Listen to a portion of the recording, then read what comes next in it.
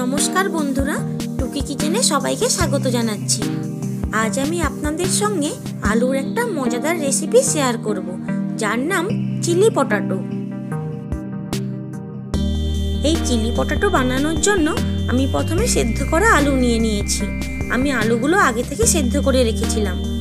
এখন এই সেদ্ধ করা আলুকে ভালো করে মাখিয়ে তার মধ্যে দিয়ে দিচ্ছি পরিমাণ মতো লবণ আর দিয়ে দিচ্ছি কর্নফ্লাওয়ার।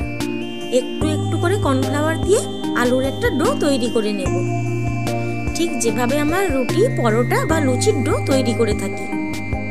বন্ধুরা, রেসিপিটি ভালো লেগে থাকলে চ্যানেলটি সাবস্ক্রাইব করে আমার পাশে থাকবেন। আমি একটা ডো তৈরি করে নিয়েছি। এইবার এই ডো থেকে সামান্য কিছু অংশ নিয়ে লেচি কেটে নিচ্ছি। বন্ধুরা, আলুর এই মজাদার রেসিপিটা আপনারাও একবার বাড়িতে বানিয়ে খেয়ে দেখবেন। তো সব লেচিগুলো কাটা হয়ে গেছে। আমি এবার এই লেচিগুলো নিয়ে একটা শেপ দিয়ে দিচ্ছি। যে কোনো একটা বোতলের ছিপি দিয়ে ডোগুলোর উপর চেপে বসিয়ে দিচ্ছি, যাতে একটা এইরকম সুন্দর শেপ আসে। সব লেচিগুলোতে আমি একই রকম ভাবে শেপ দিয়ে দিচ্ছি। বন্ধুরা, আপনাদের সাপোর্ট পেলেই আমি নতুন ভিডিও বানাতে উৎসাহ পাবো, তাই আপনারা প্লিজ ভিডিওতে লাইক কমেন্ট করতে ভুলবেন না। আর ভিডিওটি ভালো লাগলে প্লিজ চ্যানেলটি সাবস্ক্রাইব করে আমার পাশে থাকবেন।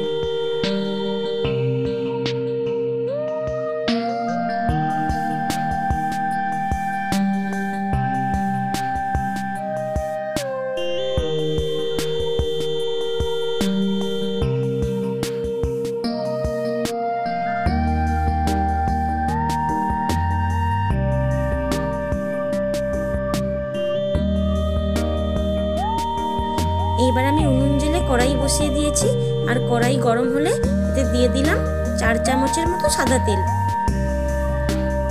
এখানে আমি কিছু সবজি বা মশলা নিয়েছি। ক্যাপসিকাম কুচি, পেঁয়াজ কুচি, ধনেপাতা কুচি, কাঁচা লঙ্কা কুচি, আদা কুচি, রসুন কুচি। এইবার শুধু ধনেপাতা বাদ দিয়ে বাকি সব মশলা বা সবজিগুলো তেল গরম হলে তেলের মধ্যে সব একসঙ্গেই দিয়ে দিচ্ছি।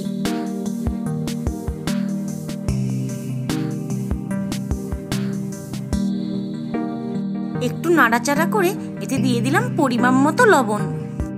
যেহেতু লেচির মধ্যে আগে লবণ দেওয়া ছিল, তাই এখানে একটু কম লবণ ব্যবহার করতে হবে, তাই দিয়েছি হাফ চামচ লবণ।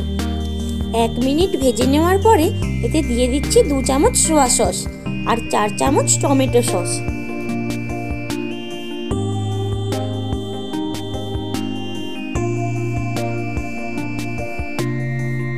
সবকিছু একসঙ্গে মিশিয়ে এতে দিয়ে দিচ্ছি পরিমাণ মতো জল।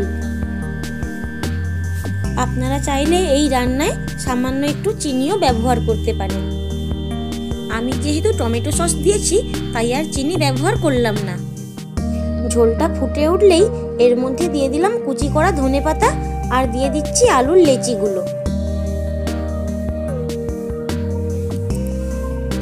এইবার নাড়াচাড়া করে পুরো 2 মিনিট রান্না করে নিয়েছি।